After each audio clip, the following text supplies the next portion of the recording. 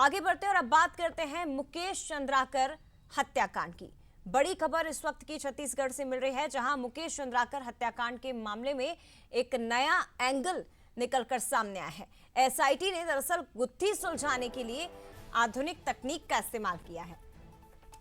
Artificial intelligence और इसके साथ ही OSINT टूल का उपयोग किया गया।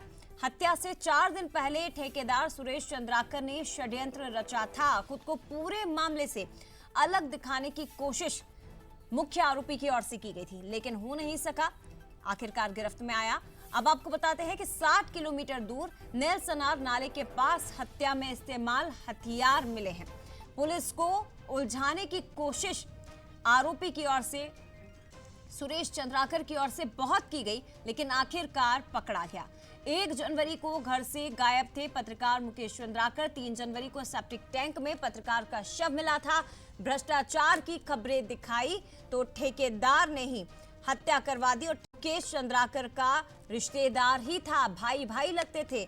और देखिए, इतनी बड़ी साजिश को अंजाम दिया।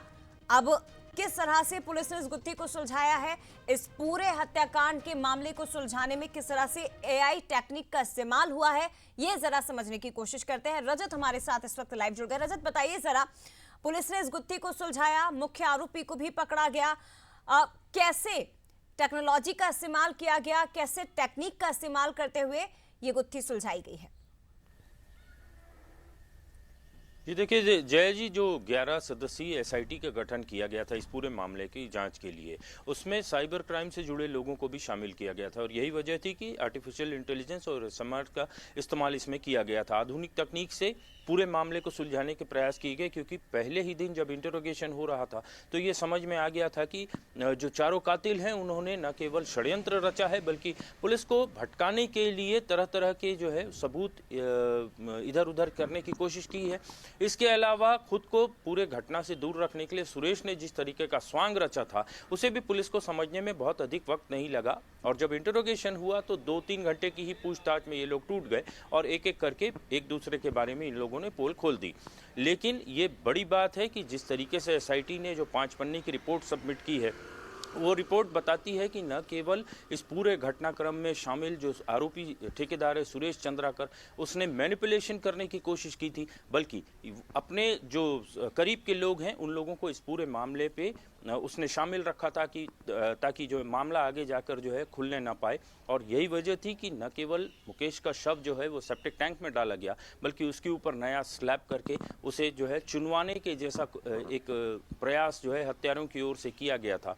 किसी भी तरीके का अपराध हो, इस तरीके का षड्यंत्र जो है वो स्वाभाविक माना जाता है और इसीलिए कहा जाता है कानून के हाथ लंबे हैं। और पुलिस ने एक कदम आगे बढ़ते हुए इन आरोपियों की सोच के आधार पर पूरे मामले को जो है इन्वेस्टिगेट किया और दो दिन के ही इंटरोगेशन में पूरा मामला जो है वो साफ हो चुका है। और अब जो आरोपी हैं उनके खिलाफ जो है चार्जशीट दाखिल करने की बारी है। देखना होगा कि चार्जशीट दाखिल होने के बाद कोर्ट में किस किस तरीके के बयान जो है वो सामने आते हैं और इस मामले से जुड़ी और भी परतें खुलती हैं। निश्चित रूप से रजत, क्योंकि प्रयास तो काफी आरोपियों की ओर से किए गए कि वो बच निकले।